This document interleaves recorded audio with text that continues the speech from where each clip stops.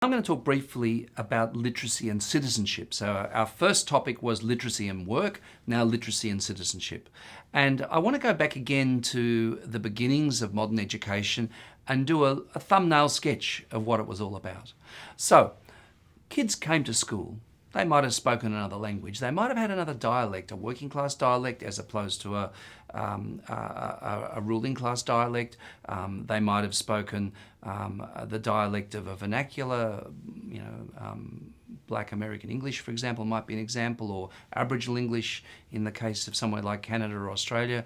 And when they come to school, the purpose of schooling is to have them all communicate in the same kind of way. So that's the purpose of schooling, to create a uniform citizenship. It means that anybody in the nation state can be substituted for anybody else. So let's say you're a bus driver, there are certain skills that you've got, that let's say you leave the job or whatever, the next person can come in and do the same job because they speak the same language and they've had the same literacy skills. So what it was in the era of the nation state was very much about building common, shared, minimal kind of language so that everybody could be substitutable for everybody else, essentially. And so that was really what the agenda was. And also what it came with was a little bit of nationalism. This is the right way to speak. There's one way, one standard official form of the language. Learn this way. There's one way to write. And also, when we did literature, we learned about, these are the great writers who captured the spirit of what we are as a nation, all those kinds of ideas. So there was a very strong nationalist agenda that was built into literacy learning as well. But behind it all were a number of layers and a number of senses that literacy was about creating cultural homogeneity and linguistic homogeneity. Literacy is also key to being an effective citizen. We need to understand the systems that impact on our lives, be they health or legal or any other kind of system. How do they work? How do we find out about them? Where do we go to understand and to be able to assume our rights and, of course, our responsibilities to our fellow citizens? And we need to be able to advocate. How do we advocate on our behalf or on behalf of others? How do we use literacy? What kind of literacy? Do we go on the web? Do we write? Do we march in the street? What kind of advocacy? How do we use our skills, our literacy skills, to make a difference in the world and to ensure justice or equality or even just that the services that we need are actually provided to us and we can access them. Now we're in a very different moment where two of the key words are globalization and diversity. So firstly, the era of the strong nation state, which was determined to force its will on people and was very, very powerful, the welfare state or even the strong states of various totalitarian states that marked the 21st century in some very worrying kinds of ways.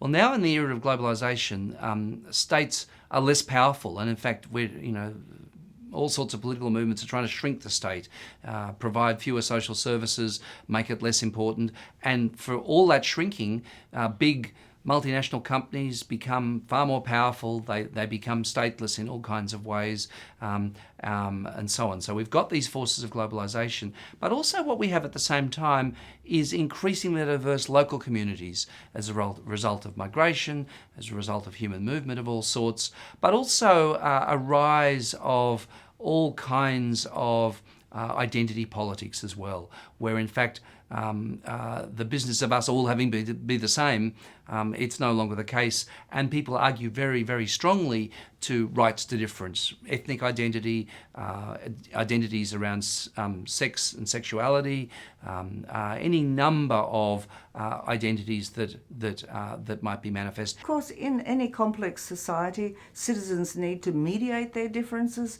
How do we do that? How do we produce a sociality that's inclusive and productive and satisfying for all people? How do we compromise? How do we negotiate?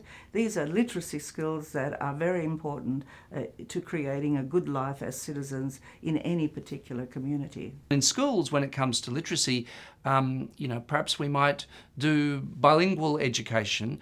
We might have all sorts of programs that are about maintaining home languages as well, additional language programs. And what we might do in our curriculum is recognise that there isn't just one correct way to communicate.